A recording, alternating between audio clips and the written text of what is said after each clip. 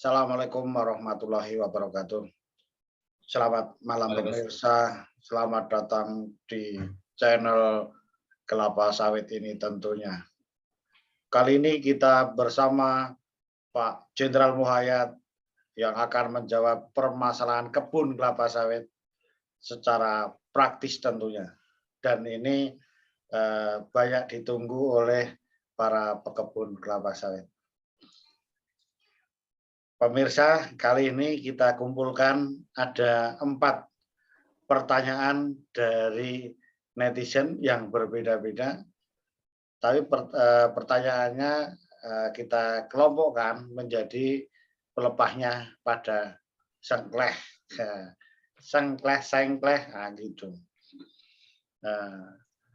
Oleh karena itu kita bahas satu persatu ya, Mas Imo. Ya, Pak Agus. Monggo. Penyebabnya dan tentunya cara mengatasinya. Itulah yang penting. Oke, saya share screen saja. Itu tadi mengenai permasalahan-permasalahan. Udah tampak, Mas Imo? Belum, Pak. Lagi proses, Pak. Nah, ini kan nampak kan?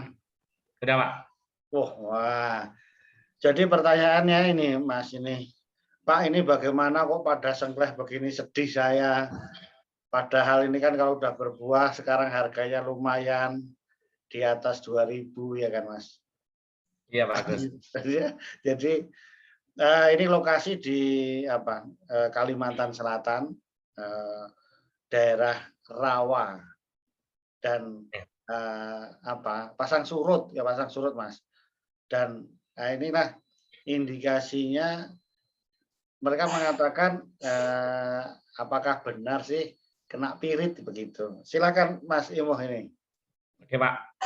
Ya, selamat malam. Assalamualaikum warahmatullahi wabarakatuh.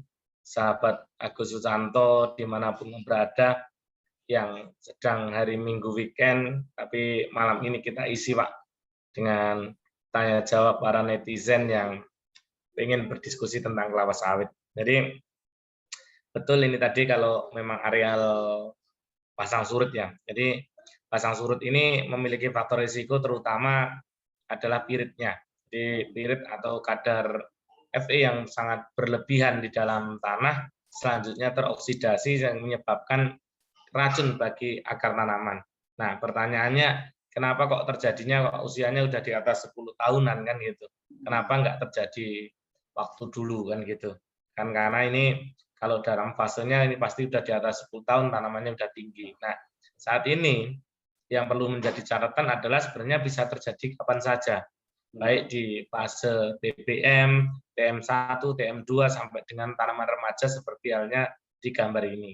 Hanya saja bisa jadi kejadian teroksidasinya pirit kebetulan pas tahun ini mengalami kering beberapa hari. Makanya ketika sudah mengalami kering, misalkan airnya keluar tanpa adanya kontrol, sehingga pirit yang ada kena oksigen dan teroksidasi yang menyebabkan racun. Kenapa? Seyogyanya piritnya berada di bawah air sehingga tidak teroksidasi. Sehingga kalau kayak kondisi kayak gini, airnya surut sehingga pirit itu terpapar sinar matahari, akhirnya menyebabkan racun bagi akar tanaman karena kadar besi yang sangat berlebihan yang menyebabkan akar-akar nggak berkembang. Nah, selanjutnya gejala-gejala awal memang menunjukkan dari pelepah bagian bawah biasanya menguning ataupun tekanan ininya udah lemah, Pak. Tekanan kemampuan daya sangga pelepah. Akhirnya melepas semua karena sudah nggak mampu lagi. Konsentrasi yang terlalu besar Fe mengganggu proses fisiologi tanaman, baik penyerapan air dan hara kepada tanaman. Sehingga tanaman mengalami respon fisiologi seperti halnya di gambar ini, Pak. Menyengkleh badan, udah nggak mampu daya sangga pelepah terhadap ininya, Pak, terhadap pohon batang-batang dan ininya, Pak, pelepahnya seperti itu. Iya, nah, Mas Imo sambil diskusi kita. Jadi ya, dulu saya pernah pengalaman juga nih, Mas, di Kalimantan Tengah. Itu ini kejadiannya itu kan gini Mas, di daerah tergenang, ya kan, tanamannya kan pada kuning, ya kan Mas. Nah, kemudian ini lakukan bikinlah parit ikan itu loh, sirip ikan. Jadi kan Iya. dibikin 21 waktu itu kan gitu. Nah, waktu buka itu kan Mas, tumpuk situ jebret jebret kanan kiri. Jadi yang terjadi Mas, gejalanya persis seperti ini. Jadi yang kena Iya. kena tumpukan itu mati Mas. Apa lonyok apa Iya. itu tadi yang dibilang nggak mampu menahan itu semua itu tadi. Terus nggak Iya. gitu. Jadi Betul Bagus. itu tuh Jadi itu bisa terjadi. jadi karena sebelumnya kan aman Bagus, Iya, aman, kondisi tidak terekspos spirit itu. Nah, selanjutnya pas Bapak membangun parit 21 itu bukan akhirnya saya Mas, bukan dinaikkan. saya itu. Iya. Jadi ciri khasnya memang hitam kelabuan Pak Oh, sebelum ini Pak, benar sebelum Mas, ya. sebelum teroksidasi. Namun Hmm. kalau sudah kena sinar matahari, kena oksigen itu seperti bau belerang. Nah, itulah udah Benar. ciri khas spirit. Nah, Iya. biasanya kalau secara kesesuaian lahan bagus, pada saat survei di bor tanah, kalau kedalaman itu dijumpai pada di bawah 70 cm, ini tidak disarankan untuk ditanam bagus. Nah, Oh, tapi kalau sudah lebih dari 70 dan terjadi sudah subsiden, kita bisa mengendalikannya dengan membumbun, tapi hati-hati bagus. oh gitu. Ngambil pikonya harus di bagian atas saja sekitar 50 cm, ditumpukan di bumbun itu nggak ada masalah. Tapi kalau ngambilnya 1 meter, bisa jadi kejadiannya seperti yang pernah Pak Agus saksikan itu. Jadi kuncinya apa? Jadi kuncinya bagaimana mengondisikan pirit ini tidak terekspos ke udara. Jadi contohnya Pak, jadi tata kelola airnya Pak harus dijaga keberadaan airnya selalu berada di atas piritnya Pak Agus, Iya. sehingga tidak teroksidasi. Bisa ditanam tidak? Bisa, asal memenuhi kaidah-kaidah yang diperlakukan untuk budidaya kelapa sawit pada lahan pirit, yaitu air berada di atas piritnya Pak Gus. Nah, Ya, masih seperti mau itu. ini cerita pirit ini juga gejala ini sering ada asosiasinya dengan jamur yang muncul, Mas. Iya, betul Nah, Pak Gus. Ini itu Pak Agus sering mungkin lebih muncul paham yang ini. jamurnya Vomitopsis. Jadi mirip sekali Ganoderma, Mas. Kuning, Iya. nah itulah kuning seperti apalah warna apalah belerang gitu. Iya. Sehingga dikiranya itulah penyebab utamanya, Mas. Wow, itu bertumpuk-tumpuk itu pernah terjadi itu. Nah, cara mengatasinya ternyata ya mudah, Mas. Di blok, stop ya kan, kanal-kanalnya itu Iya Pak Gus. dia tergenang, kebanyakan sembuh lagi, Mas. Apa ya, vomitopsisnya hilang semua gitu. Iya Pak Gus. Cara ngatasinya.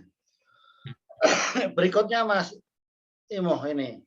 Ini udah clear ya, karena pirit. Oke Pak Gus. Dan cara ngatasinya itu seperti itu. Yang berikutnya ini, Mas. Kenapa ini, Mas Imo? Belum bergerak Pak.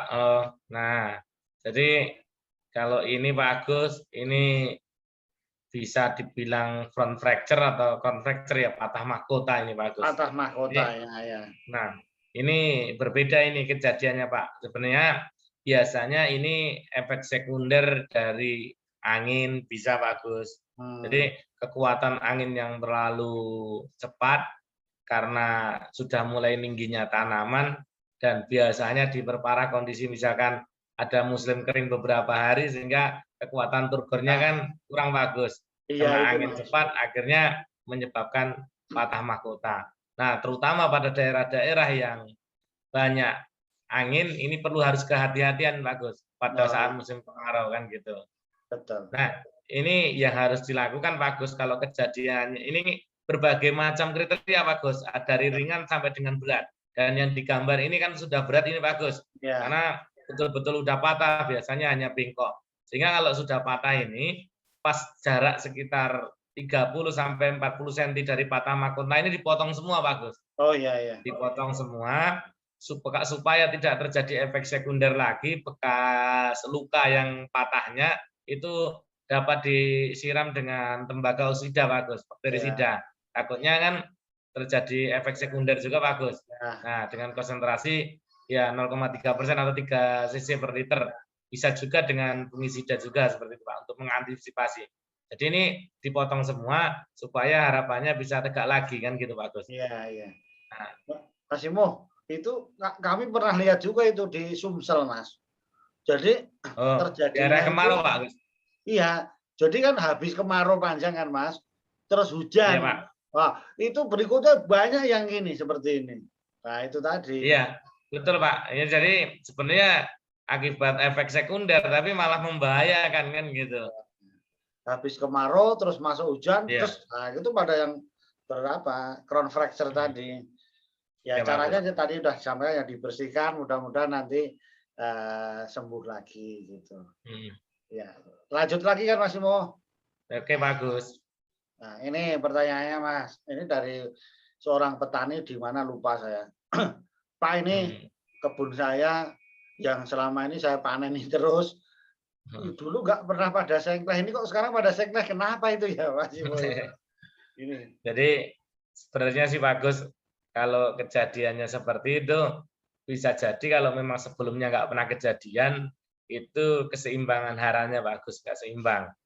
Tapi kalau memang sebelumnya musim hujan terus musim kemarau, bisa jadi efek dari musim kemarau.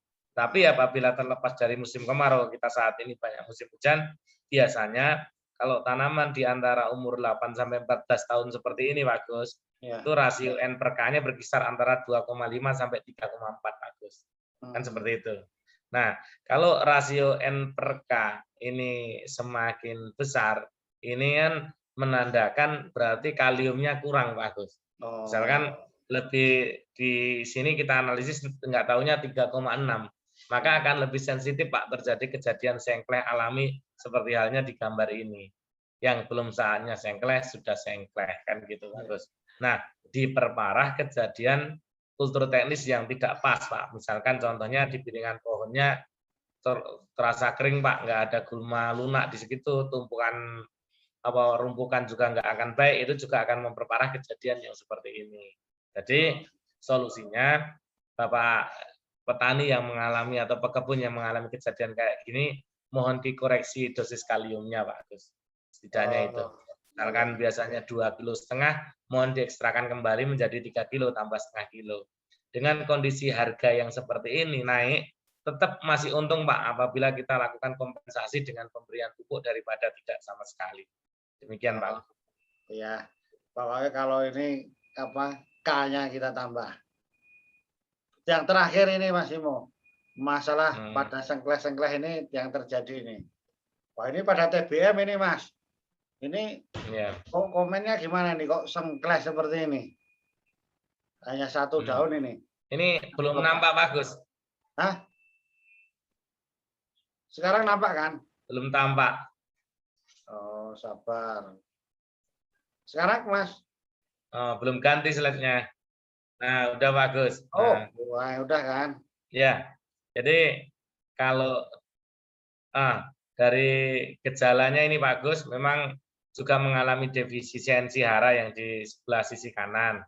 Kemudian di sebelah sisi kiri mengalami patah pelepah. Tapi ini kan tidak nampak bekas gerekannya ini bagus. Iya, iya. Jadi kalau bekas gerekannya tampak, mungkin bisa jadi ini karena serangan kumbang tanduk kan seperti itu. Jika sebenarnya kejadian ini udah beberapa waktu berada di dalam, kemudian nampak keluar sudah nggak kuat baru sengkleh seperti itu. Iya, betul. Seperti itu Agus. Tapi dari sisi defisiensi hara juga mengalami defisiensi magnesium dan nitrogen ini Pak, warnanya pucat dan kondisi pelepah bagian bawah itu warnanya coklat-coklat Pak. Iya, ini kan yang di masyarakat sering tanya, kadang hanya satu ini loh Mas, satu pelepah jatuh aja ditanyakan ya kan Mas. Gitu. Iya Pak. Kadang kena parang terus satu gitu. Tapi ya namanya apa? Perhatian sama tanaman kesayangannya Mas. Ya ini kan ini masih suspek, ini masih suspek orites atau apa kumbang tanduk tadi. Tapi yang jelas ini lebih bagus diperbaiki apa ya, perbaikan nutrisinya lah, unsur haranya. Iya, betul bagus. Ini juga piringannya dibersihkan untuk memitigasi ketakutan serangan ini. Ya ada baiknya Pak diaplikasi juga. Kalau memang orites ini dugaannya bisa ditabur dengan ya karbosulfan atau karbonfuran ya Pak Agus ya di 5 gram di titik tumbuhnya ataupun disemprot dengan racun atau lambda-cyhalothrin juga bisa, terus kombinasi pemasangan Verotrap juga bisa dengan Veromonas kan seperti itu. Ini silakan kan seperti itu. Ya.